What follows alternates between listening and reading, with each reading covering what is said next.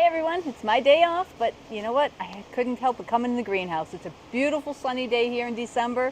It's like 30 some degrees outside, but with all the sunshine, it's so nice and warm here in the greenhouse that the environmentals are on trying to cool it down. So I wanted to come in and see how my plants are all doing. Had to come in here and check on the cucumbers. Look at all these beautiful flowers. These guys are going to be producing a lot of them for me.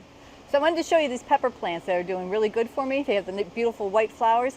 But the only downside of these guys is when the flowers fall off, you get the right here when they start drying up, they make such a mess here in the greenhouse. I haven't swept so much before in my whole life except for these pepper plants. So here's what I'm harvesting next week for my CSA program, beet greens. These guys are doing really good. Nice and green and nice and red. Kind of Christmassy colors, I guess.